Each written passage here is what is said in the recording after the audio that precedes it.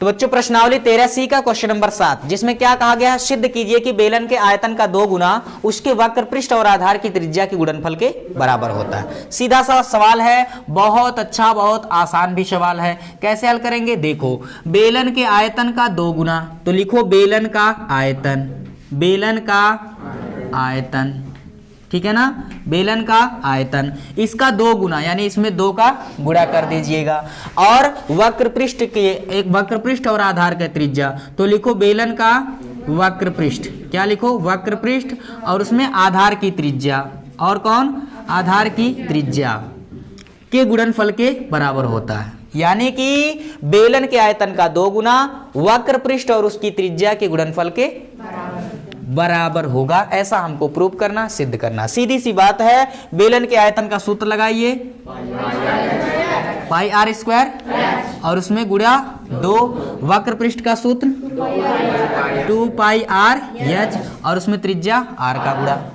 समझ में आ गया, तो ये हो गया सीधे 2 पाई आर स्क्वायर एच बराबर 2 पाई आर में आर का गुणा करो आर स्क्वायर एच। अब बताओ दोनों बराबर है कि नहीं है, 2 pi r square h, 2 pi r square h बराबर है कि नहीं है। अब इसमें कोई रॉकेट साइंस नहीं है बाबू, बस यही आपको 3 लाइन में सवाल हल कर देना था। क्या इसके लिए गोलगप्पे खाओगे? बिल्कुल नहीं ना, मिल जाएगा तो छोड़ दोगे? छोड़ देंगे? नहीं छोड़ेंगे, ठीक है। चलो अगला क्वेश्चन हल करते हैं। तो चलिए क्वेश्चन नंबर 8 देखते हैं। क्वेश्चन नंबर 8 कहा है, 2 बेलन है, ठीक है। आकृति मैंने बनाया नहीं, क्वेश्चन मैंने लिखा नहीं, क्वेश्चन का सेंस क्या उसको समझाते हैं, फटाफट हल करके आपको बताते हैं। बोले बात समझ में आया? इसमें कहा गया बच्चों 2 बेलन है जिनकी त्रिज्याओं का अनुपात कितना है? 2:3। हाँ 2:3। मान लीजिए 2 बेलन है जिसकी त्रिज्या R1 और R2 है, और ऊंचाई उनकी H1 और H1 H2, ठीक है ना, समझ में आया? 2 बेलन है, पहले की त्रिज्या R1, दूसरे की त्रिज्या R2, पहले की ऊंचाई H1, दूसरे की ऊंचाई, बोलो बात समझ में आया? अब उसमें ऊंचाई त्रिज्याओं का अनुपात, अनुपात मतलब बटा कह सकते हो, कोई दिक्कत?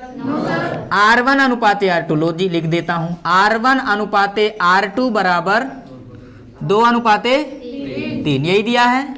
और ऊंचाई H1 अनुपाते H2 कितना दिया लल्ला? 5:3 दिया है। तो पूछा क्या जा रहा है? आयतनों का अनुपात, आयतन V1 अनुपाते V2 का अनुपात क्या होगा? सिंपल सा क्वेश्चन, समझ में आया? 2 बेलन है जिनकी त्रिज्याओं में 2:3 का अनुपात है, ऊंचाई में 5:3 का अनुपात है, उनके आयतनों का अनुपात आपको ज्ञात करना है, ठीक है ना। तो सीधे हल करते हैं, हम सीधे हल करते हैं। ये आपका क्वेश्चन हो गया, मैंने लिखा नहीं, संकेत से समझ में आ गया होगा। मृत्युंजय समझ में आ गया? चलो तो आयतन निकालते, पहले बेलन का आयतन बटे अनुपात मतलब बटा लल्ला, कोई दिक्कत? पहले बेलन का आयतन V1, दूसरे बेलन का आयतन, बेलन का आयतन क्या होता है? पाई आर स्क्वायर। लेकिन पहले बेलन का आयतन है तो पहले की त्रिज्या R1, पहले की ऊंचाई H1, समझ में आया? अब बटे दूसरे का आयतन, बेलन के आयतन का सूत्र पाई आर स्क्वायर एच, ये दूसरे का आयतन है जिसकी त्रिज्या R2, ऊंचाई H2 माने हैं, कोई दिक्कत? अब फटाफट पाई से पाई की निर्मम, R1 स्क्वायर बटे R2 स्क्वायर, R का स्क्वायर, ऊपर नीचे दोनों है, तो मैं लिख देता हूँ R1 बटा R2 का, कोई दिक्कत में कमी? मतलब जो दिक्कत थी वो कम हुई? चलिए, और यहाँ H1 बटा, कोई दिक्कत? R1 बटे R2 कितना? ये बटा है लल्ला, 2/3 का स्क्वायर, और ये H1 बटा H2 5/3, समझ में आ गया? 2 का स्क्वायर, 3 का स्क्वायर, गुणे 5/3, 4 5 9 3 20 अनुपाते, लो जी आयतनों का अनुपात आ गया लल्ला 20:27। क्या ये हार्ड है? बाहुबली बनोगे? बिल्कुल नहीं। अगले क्वेश्चन की तरफ चलते हैं।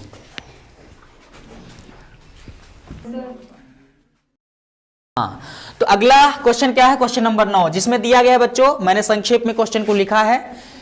एक बेलन है जिसका वक्र पृष्ठ 264 वर्ग मीटर है, उसका आयतन 396 घन मीटर है। आपको उस बेलन की ऊंचाई और त्रिज्या बताने हैं। समझ में आया? चलो फटाफट हल करते हैं, फटाफट क्या करते हैं? हल करते हैं, ठीक है। अब देखो, मान लीजिए, लो मान लिया हमने, माना कि ऊंचाई h, मान लीजिए ऊंचाई क्या है h और त्रिज्या r है। इतना तो आप लोग संस्कारित है, ये है, जानते भी हैं, मानते भी हैं। चलिए, तो सीधे आपको क्या करना, वक्र पृष्ठ लगाएंगे, सीधे सूत्र, बेलन का वक्र पृष्ठ, बेलन का वक्र पृष्ठ या वक्र पृष्ठीय क्षेत्रफल दिया है 264, ठीक है ना। अब बेलन के वक्र पृष्ठ का सूत्र क्या होता है बाबू, 2 पाई हार h, हार h, अच्छा ठीक है ना, समझ में आ गया। अच्छा जी, क्या करो, 2 को यहां से भेज दो, है ना, पाई आर h बराबर 200, डायरेक्ट काट दूं क्या, ये 2 जाएगा बटे में, 264 को कचाक से काट देगा, 2 1 कम 2, 2 3 6, 2 दूना 4, 132 आएगा। कोई दिक्कत परेशानी, समीकरण नंबर 1। अब लगा लो बेलन का आयतन, क्या लगा लो लल्ला, बेलन का आयतन, बहुत छिछी लिख रहे हैं ना, कोई बात नहीं, भावनाओं को समझिए, ठीक है ना। बेलन का आयतन 396 घन मीटर दिया है ना। अब बेलन का आयतन का सूत्र लगाओ, पाई आर स्क्वायर बराबर 396, ये मैं कह देता हूं इसे समीकरण नंबर 2। कोई दिक्कत परेशानी, समीकरण 2 में समीकरण 1 से भाग कर दो, समीकरण 2 में समीकरण 1 से भाग करने पर, भाग करने, क्या बात है सर, मजा आ गया। देखो भाग कर दीजिए, बाएं साइड में बाएं से, समीकरण 2 में 1 से भाग करेंगे तो बाएं पक्ष में बाएं से और दाहिने में दाहिने से। समझ में आ गया।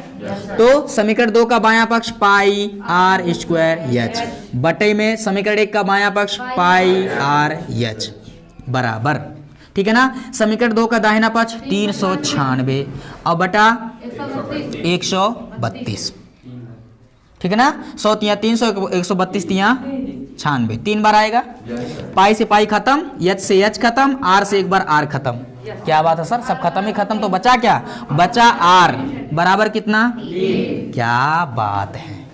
त्रिज्या आ गया कितना लल्ला, 3 मीटर। आधार की त्रिज्या कितना, 3 मीटर आ गया। अब इस त्रिज्या आर को ले जाकर समीकरण 1 में चाहे 2 में चिपका दो खच्च से, एच का मान निकाल लो। तो ये मैं लिखता हूं, क्या लिखता हूं, समीकरण 1 में आर बराबर 3 रखने पर, समझ में आया लौकुश, कोई दिक्कत। यहां देखो पाई गुड़े आर का मान कितना, 3 गुड़े एच बराबर 132। ये 3 और पाई को भगाओ उधर, एच बराबर 132 के बटे में पाई गुड़े 3, ठीक है ना। ये कट जाएगा, 3 चौके एच बराबर 44 बटा पाई, पाई का मान, ठीक है ना, 22 दूना, ये 7 पहली गुड़े 34 ऊपर जाएगा, एच बराबर 2 गुड़े 7, एच बराबर 7 दूना 14 मीटर। तो ये हो गया बेलन की ऊंचाई 14 मीटर और त्रिज्या 3 मीटर। क्या ये हार्ड है, ब्रेड पकौड़े खाओगे, बिल्कुल नहीं। फटाफट नोट करो, आगे चलते हैं। Question number 10।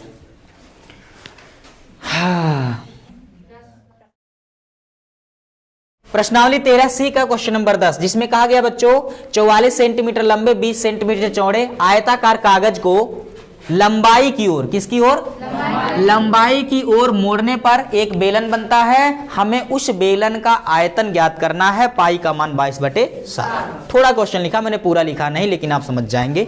अब इसके लिए देखो, मैंने एक कागज लिया है, हमारे पास एक आयताकार कागज है, इसकी लंबाई ले लीजिए 44, ये हो गया लंबाई, और इसकी चौड़ाई ले लीजिए, ये चौड़ाई कितना है, 20 सेंटीमीटर। समझ में आया। तो एक आयताकार कागज है जिसकी लंबाई 44 सेंटीमीटर और इसकी चौड़ाई है 20 सेंटीमीटर। अब इसको बाबू लंबाई की ओर मोड़ा जाता है, तो लंबाई ये है ना, तो लंबाई की ओर ऐसे मोड़ा जाएगा, चिच्छी लंबाई की ओर ऐसे मोड़ा जाएगा। कैसे मोड़ा जाएगा, क्या मोड़ा, बदमाशी नहीं, चुप। ये लंबाई ये है, दिख रहा है आप लोग को 44, लंबाई की ओर मोड़ा जाता है, लंबाई की ओर ऐसे। कुछ बात समझ पाए। तो लंबाई की ओर अगर हम इसको ऐसे मोड़ देंगे, आप लोग को दिख रहा होगा, ये आप लोग देख पा रहे होंगे, तो लंबाई की ओर जब हम इसे मोड़ेंगे तो ऐसा कुछ बेलन बनेगा, या बेलन की आकृति का एक ऐसा कुछ आकृति बनेगा। बन जाओ भाई, ये हो गया, है ना, देख पा रहे हैं आप लोग। 44 सेंटीमीटर लंबा और 20 सेंटीमीटर चौड़ा आयताकार कागज को जब बेलन के आकार में हम लोग मोड़ेंगे तो कुछ ऐसा बनेगा। ये लंबाई की ओर मोड़ा गया है, किसकी ओर, ये लंबाई 44 है ना, लंबाई की ओर ऐसे, यानी ये लंबाई की ओर है और ये बन गई उसकी ऊंचाई, यानी कागज की लंबाई जो है बेलन के परिधि की लंबाई बन गई। ये क्या है, एक चक्कर में चली गई जो दूरी है इस वृत्ताकार बेलन के आधार की, वो परिधि होगी। क्या होगी, परिधि होगी। और इसकी ऊंचाई बताओ, बेलन की ऊंचाई कितना होगा। तो एकदम सिंपल सा क्वेश्चन अब बन जाएगा। ये कैसे, देखो समझो। जब आयताकार कागज को हमने लंबाई की ओर मोड़ करके एक बेलन बनाया तो इसकी जो ऊंचाई है, देख पा रहे होंगे आप लोग, ऊंचाई कितना है, 20 सेंटीमीटर। ये ऊंचाई h बराबर 20 सेंटीमीटर, बोलो बना। और परिधि क्या लल्ला, परिधि की लंबाई बन गई कितना, 44 सेंटीमीटर। ठीक है ना। अब वृत्ताकार आधार की परिधि का सूत्र लगाओ, ठीक है ना। मैं लिखता हूं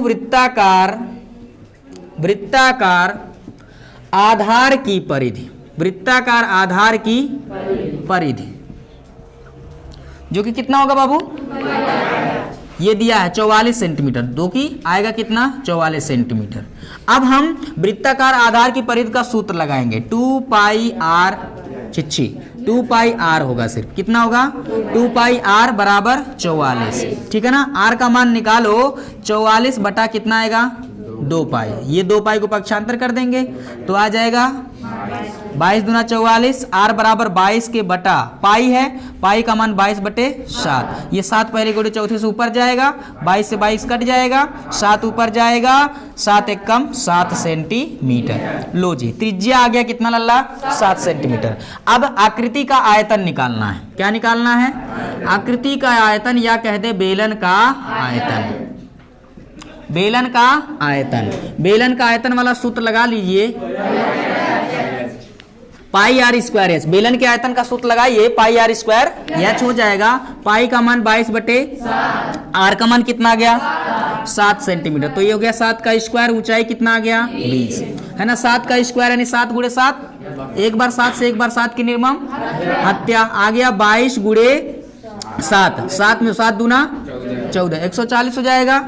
और 14 दूना 28, 2 बच गया, 14 दूना 28 और 2 30, 30 80 कितना आएगा लल्ला, 30 80 घन सेंटीमीटर। बताइए क्या ये हार्ड है।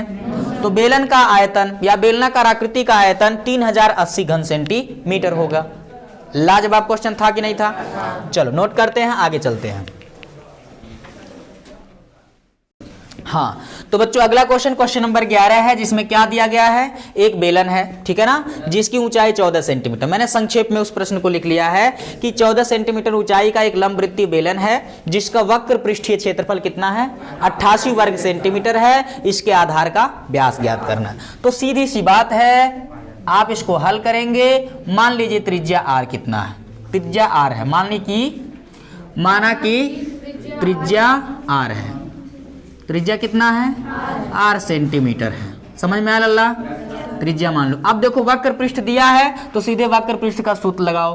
बेलन का वक्र पृष्ठ, बेलन का वक्र पृष्ठ या वक्र पृष्ठीय क्षेत्रफल, वक्र चिच्छी क्या लिख रहे हैं सर, वक्र पृष्ठ जो कि कितना होगा, दिया गया है 88 वर्ग सेंटीमीटर।